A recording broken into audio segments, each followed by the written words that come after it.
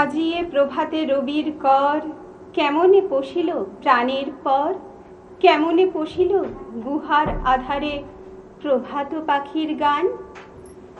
নমস্কার। গুহার আধারে প্রভাত পাখির গান যেমন একটা আগমনী বার্তা নিয়ে আসে, আমরাও তেমনি উপস্থিত হয়েছি মনের জানালায় একটা সুন্দর সকালের বার্তা নিয়ে। আমাদের সাথে উপস্থিত আছে আমাদের শিল্পী বন্ধু অত্রি ভট্টাচার্য। আমরা সরাসরি চলে যাব অত্রির কাছে। কেমন লাগছে অত্রি তোমার এখানে এসে? খুব ভালো লাগছে।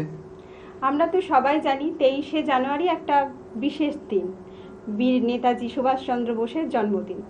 আমরা তোমার কাছে প্রথম নেতাজির শ্রদ্ধাঞ্জলি শুনবো, তো তুমি কি শোনাবে নেতাজি সম্পর্কে? শুভ্রা ঘোষের লেখা প্রিয় নেতাজি।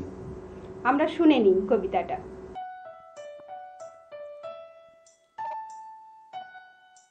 প্রিয় নেতাজি, অনেক দিন ধরে চিঠি লিখব ভাবছিলাম, কিছুতেই আর হয়ে উঠছিল না। আজ কোনো একটা ঘটনার নিরিখে তোমাকে চিঠি লিখতে বসলাম।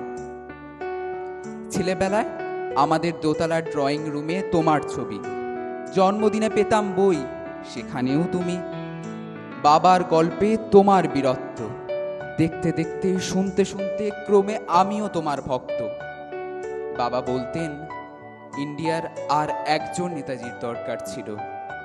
মা গাইতেন বীর সুভাষের মহান দেশ। দাদু বলতেন ছেলেটাকে ওরা শেষ করে দিল। ঠাম্মার চোখে তখন আঁচলের খুঁট।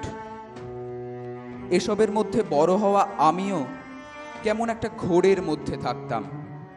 ভাবতাম পারতে, তুমি সব পারতে। যদি আর একবার আমাদের মধ্যে তোমাকে পেতাম। আজ উত্তর 40-এও আমার একই ঘোর। তুমি পারতে, কেননা দেশের মাটিতে দেশপ্রেমের মতো জোরালো একটা ঝাঁকুনি দেবার ক্ষমতা তখন কারোর ছিল না। এখনো আছে কি? তোমার হারিয়ে যাবার পরে দেশে কত কমিশন বসেছে।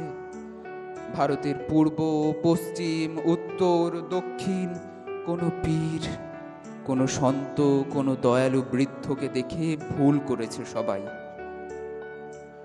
ছুটে গেছে তুমি মনে করে, কিন্তু ফিরেছে মাথা নেড়ে।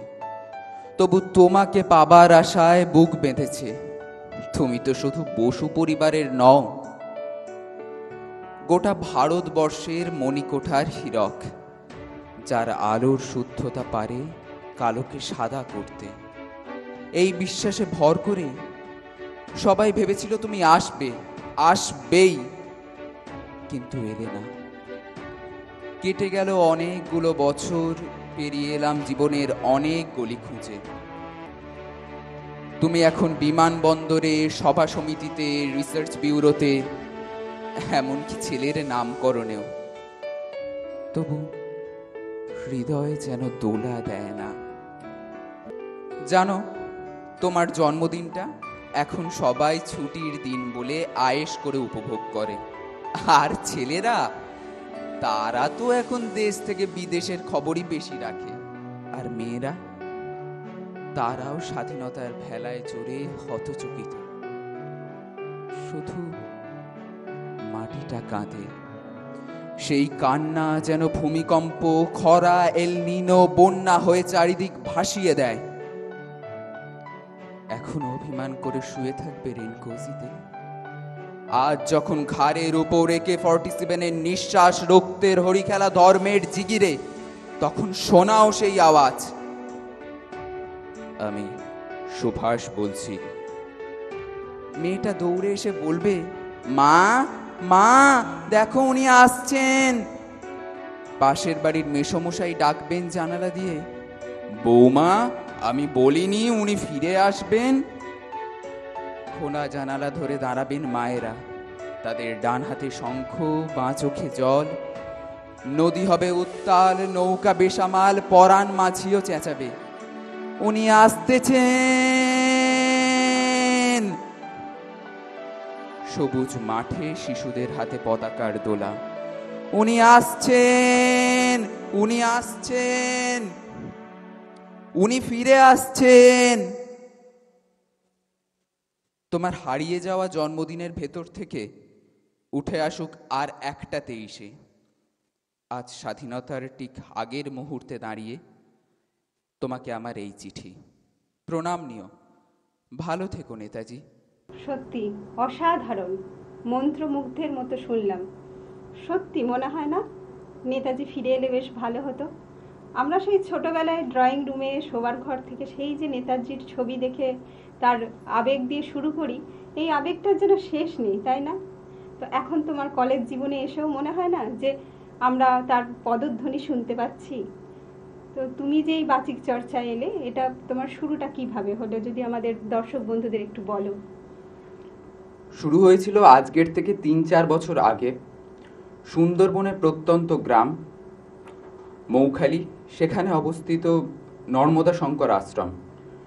সেখানের গুরুদেব অর্থাৎ শ্রী প্রদীপ বৈদ্য, তার হাত ধরেই আমার এই বাচিক জগতে পদার্পণ। তার আশীর্বাদেই কথা ও কবিতায় যুক্ত হই আমি, এবং বর্তমান সময় আমি অনিন্দিতা বাসুর কাছে শেখার সুযোগ পাই তারই কৃপায়। কথা ও কবিতার সাথে তোমার কেমন লাগছে? তোমার অভিজ্ঞতা কিরকম? খুব ভালো লাগছে। আমাকে প্রথম থেকে তৈরি করেছে কথা ও কবিতা। আমার শুরুটাই একেবারে কথা ও কবিতা থেকে, আমার ভিতটা করেছে কথা ও কবিতা। কবিতার সাথে সময় কাটাতে তোমার খুব ভালোই লাগে, বুঝতে পারছি। তো তোমার দ্বিতীয় নিবেদন কি আছে? আমি এবার একটা শ্রুতি নাটকে যাব। শ্রুতি নাটক শোনাবে? বাহ, এই সকাল সকাল শ্রুতি নাটক বেশ জমে উঠবে না আসরটা? তো আমরা সরাসরি চলে যাই শ্রুতি নাটকে, তুমি শুরু করো। নাট্যকার নিরূপ মিত্রের লেখা বাগান বৃত্তান্ত। এই যে পা নাচাচ্ছেন দেখছি, না মাচান আর কোথায়? আরে মাচান বলিনি, বলছি নাচাচ্ছেন দেখছি। উচ্ছে, হ্যাঁ, বাগানে উচ্ছেও এককালে মাচানে ও তো বই কি, কুমড়ো লাউ সবই মাচানে। এখন আমার ছোট বাড়িতে অত ঠাঁই কোথায়? উঠোনে লতিয়ে বাড়ছে, ফল ফলাচ্ছে। না, বুড়োর কর্ণপট আজ দেখছি একেবারেই ফাংশন করছে না। মূর্তি গল্প করতে এলুম, চালাবে। বুঝলে গোপীমোহন, সবাই ভাবে তরকারির বাগান করা বুঝি খুবই সোজা। জানে না কিচেন গার্ডেনের পেছনে কত খাটনি। জল দাও রে, সার দাও রে, মাঝে মাঝে মাটি খুঁড়ে শিকড়ে হাওয়া লাগাও রে। আপনার সেই কৃষ্ণ ভক্ত কুকুরটাকে দেখছি না কেন কৃষ্ণ কিশোর দাদা? সে তো আপনার সঙ্গ ছাড়ে না। পুকুর, হ্যাঁ, কথাটা মন্দ বলনি। ভাবছি বাগানের পেছন দিকে একটা পুকুর কাটাবো, জল সাপ্লাই দেবে, সঙ্গে মাছও। রে বাবা, এ যে কোনো কথাই কানে নেয় না। আপনার নিত্য সঙ্গী সারমেয় পুঙ্গবের কথা শুধোচ্ছিলুম। হ্যাঁ হ্যাঁ, এবার নিত্য গোপাল সার কিনে দিয়ে গেছে। তো সার ছাড়া তরকারির বাগান রাখা যায়? সংসার যেমন রসে বসে থাকলে শোভন, তেমনি তরকারির বাগান সারে গোবরে জায়লা দেয়। বুঝলে না? মর্মে মর্মে বুঝেছি। হ্যাঁ, গরমে তো কুমড়ো, পটল, লাউ, তরমুজ সবই হয়। বাগানটা একবার ঘুরে দেখে যাও না। না দাদা, আজ তারা আছে এত সীমিত সময়। হ্যাঁ, ঠিক বলেছ। শিমও হয়েছে তো, তাছাড়া বেগুন অবশ্য ফলন কম, তবে এ সাইজে বড় বেনারসি বেগুন তো, ওরে ফাদার, অসম্ভব। কোথায় নিয়ে ফেলবে কে জানে। কেটে পড়ি। আজ চলি কৃষ্ণ কিশোর দাদা। আপনার বাড়ির সব ভালো তো? ছেলেপুলেরা সব? হয়, হয়তো হয়, মাঝে মাঝে হয়, পুড়িয়ে খেয়ে ফেলি। হ্যাঁ, বাহ, খুব সুন্দর। আমরা তোমার কাছে আবার একটা নিবেদন শুনে নেব। তুমি আমাদের এরপর কি শোনাচ্ছ? আর একটা কবিতার দিকে যাই। আচ্ছা, চলো আমরা একটা কবিতা শুনে নিই। সোমনাথ সরকারের লেখা ক্যাডা বানাইব রাজহংসের মুখ। ডাইল সেদ্ধ করার জল চাই, ডাইল সেদ্ধ করার জল, জল নিবেন মা, হর এক মাল পাইবেন, হর এক রকম মাল।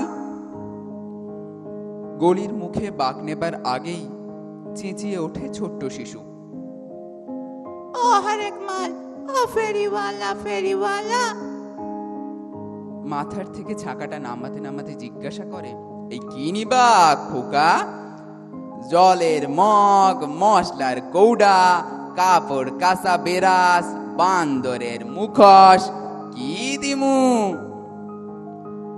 তোমার কাছে রাজহংসের মুখ আছে। খুব আস্তে আস্তে বলে ছোট্ট শিশু।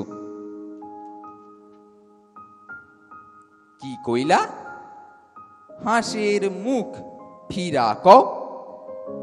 হাঁসের মুখ নয়, রাজহংসের মুখ আছে তোমার কাছে। ইটা কি কইলা? মানুষের পোলা হইয়া রাক্ষসের মুখ কিনবারে চায়, বান্দরের মুখ কিনবারে চায়, আর তুমি কিনা রাজহংসের মুখ কিনবারে চাও কেন? রাজহংসের মুখোশ পয়রা দেবস্থানের পুকুরে দিঘিতে জল সাইকাব শুধু দুধ খাইবারে চাও নাকি? ছুরিটা মাথায় তুলতে তুলতে, এ দেশে দুধ আর জল আলাদা কইরা খাইবার নিয়ম নাই। খেডা বানাইব রাজহংসের মুখ? ঝুড়িটা মাথায় নিয়ে আবার সুর ধরে, হর এক মাল পাইবেন, হর এক মাল, রাজহংসের মুখ সারা সব সব পাইবেন। বেশ ভালো লাগলো।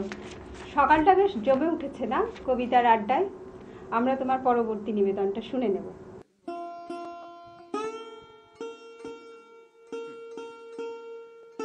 অনিন্দ্য মুখোপাধ্যায়ের লেখা বিজিত বেদনা। ঘুম ভাঙত চড়ুই পাখির ডাকে, গোবর জলে উঠোন নিকাত মা। আমি ঘুম ভেঙে দাওয়ার গোড়ায় দাঁড়িয়ে পাক পাখিলির বিচিত্র শব্দে অবাক হয়ে তাকিয়ে মাকে দেখতাম। মুখ ধুয়ে পড়তে বসতাম। বেলা বয়ে যেত। আমাদের একান্নবর্তী পরিবারের মা কাকিমারা কাঠের চুলায় রান্না করতেন। বাবা কাকারা খেয়ে দিয়ে কাজে বেরিয়ে যেতেন। আমি আর আমার ভাই বোনেরা যেতাম স্কুলে। স্কুল থেকে ফিরে থুথু মাঠে কত খেলা খেলতাম, সব কি আর মনে আছে? শুধু মনে আছে মাঠের দুদিক থেকে সন্ধ্যের শাঁখের আওয়াজ, আর আজানের ধ্বনি ছিল আমাদের ঘরে ফেরার সাইরেন। আমরা বাড়ি ফিরে আসতাম, মুখ ধুয়ে পড়তে বসতাম হ্যারিকেনের আলোয়। মাদুর পেতে চিৎকার করে পড়তাম, কোথায় ফলে সোনার ফসল, সোনার কমল ফোটে রে, সে আমাদের বাংলাদেশ, আমাদেরই বাংলা রে। বাবা কাকারা সন্ধেয় মোর মাথায় আবুল চাচার দোকানে মজলিসি আড্ডায় বসতেন। রাত বাড়লে বাড়ি ফিরে আমাদের পড়াশোনা, দস্যুবৃত্তির হাল হকিকতের খোঁজ নিতেন। আর আমরা মা কাকিমাদের নিরাপদ আশ্রয় লুকিয়ে পড়তাম। পরদিন আবার ঘুম ভাঙত চড়ুইয়ের ডাকে। মা কাকিমাদের নিখানো উঠোন নিত্যকার অন্নপূর্ণা হয়ে ওঠার ঘটনা দেখতে দেখতে আমরা একটু একটু করে বড় হয়ে উঠছিলাম। এমন সময় বন্ধুরা শত্রু হয়ে গেল। শুরু হলো খুন, জখম, লুটতরাজ, দাঙ্গা ছড়িয়ে পড়তে শুরু করলো। আর আমরা প্রাণ ভয়ে পশ্চিম দিকে পালাতে শুরু করলাম। এক বোনকে কারা যেন তুলে নিয়ে গেল। মা কাকিমারা মুখে কাপড় গুঁজে কান্নার শব্দ আটকালেন। বাবা কাকারা আমাদের হাত ধরে আরো আরো আরো পশ্চিমে পালাতে শুরু করলেন। মা বোনেদের রক্ত যখন পূব আকাশে সূর্যের গায়ে আশ্রয় নিয়েছে, আমরা তখন বাস্তুহারা। ঠাঁই হলো রিফিউজি ক্যাম্পে। সম্মানিত প্রভুরা দুমুঠো খাবার যোগান দিতে থাকলেন। আমরা দেশ ছাড়া, ঘর ছাড়া, শরণার্থী। বাবা কাকারা অসহায় চোখে পূব আকাশের দিকে তাকিয়ে থাকতেন। দিনগুলো কেটে যাচ্ছিল। তারপর এদিকে ওদিকে ধাক্কা খেতে খেতে পশ্চিমা সরকার বাহাদুর কলোনির ব্যবস্থা করে দিলেন। বাবা কাকারা কেউ খাট জোটাতে পারলেন, কেউ পারলেন না। আমরা রুটির খোঁজে রুজির সন্ধান করতে থাকলাম। নতুন দেশে নতুন লড়াই। পুকুরের মাছ নেই, পোশাকের স্বাচ্ছন্দ্য নেই, মা কাকিমাদের অন্নপূর্ণা হবার সুযোগও নেই। আমরা যে শরণাগত, আমাদের আপনার বলে কেউ নেই, কিচ্ছু নেই। দ্রুত বড় হতে হতে ছোটখাটো কিছু একটা জুটিয়েও ফেললাম। বন্ধু হলো রবিন, বিমল, শঙ্কর, শিবু ও আরো অনেকে।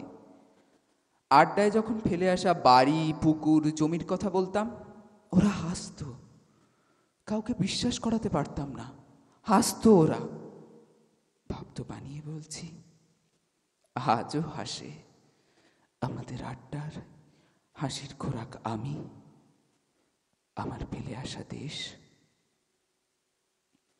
মাঝে মাঝে দেখতে ইচ্ছা করত সেই উঠোন, স্কুল, আবুল চাচার দোকান, সেই মোড় মাথার পাশের মাঠটা। শুনতে ইচ্ছা করত শাক আর আজানের যুগলবন্দি। কিন্তু কে আছে আমার ওখানে? কেই বা আছে আমার? দেশের কথা ভাবতে ভাবতে আমার চোখের সামনে আমার বোনটার মুখ মনে পড়ে যেত। কি হয়েছিল তার? সে কি বেঁচে আছে? খুঁজতে খুঁজতে গিয়েছিলাম সীমানা পেরিয়ে। আমি এখন অন্য দেশের নাগরিক। অনেক খুঁজেছিলাম, কোনো হদিশ পাইনি। আবুল চাচার দোকানটাও ঠাউর করতে পারিনি। এখন সব পাল্টে গেছে। পুরনো দেশে নতুনত্বের চাদর জড়িয়েছেন দেশ ও মাতৃকা। মেহেদি হাসান নামের এক তরুণের সাথে আলাপ হলো। চমৎকার ছেলে, স্থানীয় স্কুলের মাস্টার। মুখখানা অনেকটা আমার বাল্য বন্ধু জাসিমের মতো, যদিও জাসিমকে সে চেনে না। কথায় কথায় বলল, আর কটা দিন থেকে যান না, আমাদের বিজয় দিবসের মঞ্চ প্রায় তৈরি। স্কুলের ছেলেমেয়েরা নাচ গান আবৃত্তির অনুষ্ঠান হবে কদিন পরেই, তারপর না হয় ফিরে যাবেন। কিছু বলিনি সেদিন। মনে মনে বলেছিলাম, পরাজিত হয়ে যে ভূমি ছেড়েছিলাম তার বিজয় দিবসে আমায় মানায় না। পরদিন সকালে ফিরে এসেছিলাম। ছেলেবেলার সেই কবিতাটা খুব মনে পড়ছিল।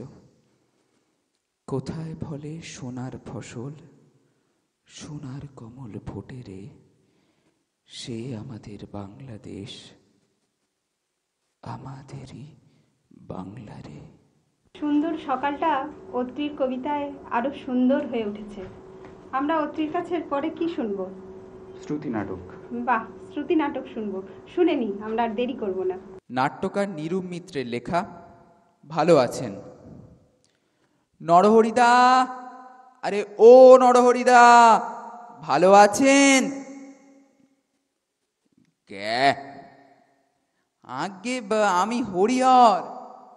কি ব্যাপার? না ব্যাপার কিছু না, বলছি।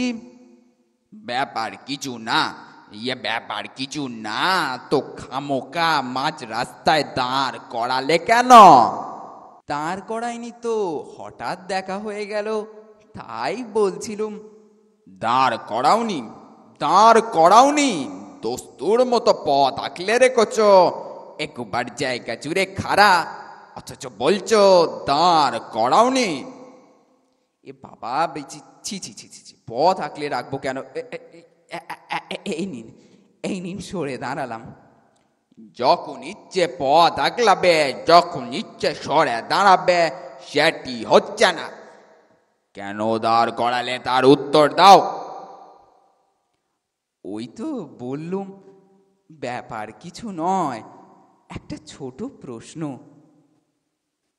তাই কি প্রশ্ন? ভালো আছেন? এটা প্রশ্ন? এটা প্রশ্ন না অপমান? এই বাবা, অপমান? অপমান কেন হতে যাবে? সামান্য কুশল সংবাদ মাত্র। আলবাত অপমান, আলবাত অপমান। চারদিকে যা ঘটে চলেছে, তাতে কারো পক্ষে ভালো থাকা সম্ভব? এই তা বটে, তা বটে, তা বটে যখন জানোই, তাহলে প্রশ্নটা করলে কেন? ভুল হয়ে গেছে, ভুল হয়ে গেছে। ভুল? ভুল অমনি হলেই হলো, তার খেসারত দেবে কে? এই খেসারত? এর মধ্যে খেসারত দেবার প্রশ্ন আসছে কোথা থেকে? কেন আসবে না? কেন আসবে না? একজন একজন কনস্টিপেশনের রোগী, তার 3 দিন ধরে নো এক্সিট, তাকে শুধাচ্ছে ভালো আছেন?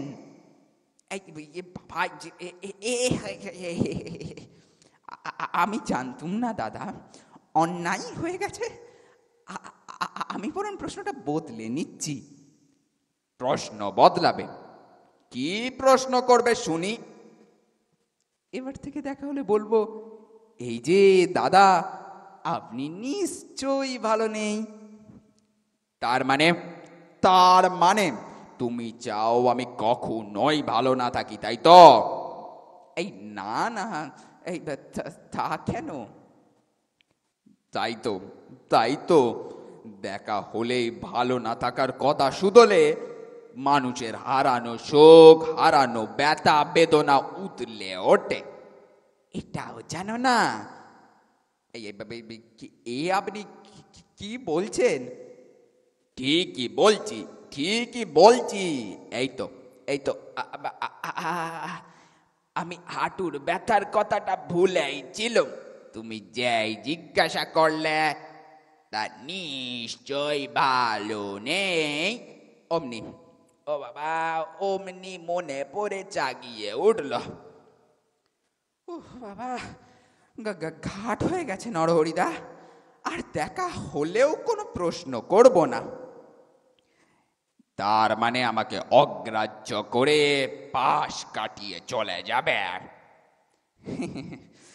না দাদা, পাশ পর্যন্ত আসবই না।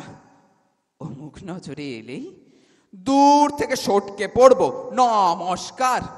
অর্ত্রীর এই বিভিন্ন রকমের গলার জমজমাট অনুষ্ঠান ছেড়ে যেতে নিশ্চয়ই দর্শক বন্ধুদের ইচ্ছে করছে না, আমাদেরও ইচ্ছে করছে না, কিন্তু আমরা সবাই নিয়মের বেড়াজালে আবদ্ধ, যেতে হবে। অত্রির জন্য অনেক শুভেচ্ছা, ওর বাচিক চর্চার পথ সুদূর অগ্রগামী হোক। আর দর্শক বন্ধুরাও ভালো থাকবেন, সুস্থ থাকবেন। দেখা হবে আগামীর কোনো এপিসোডে। আর চ্যানেল ভিশনের পর্দায় চোখ রাখবেন। নমস্কার।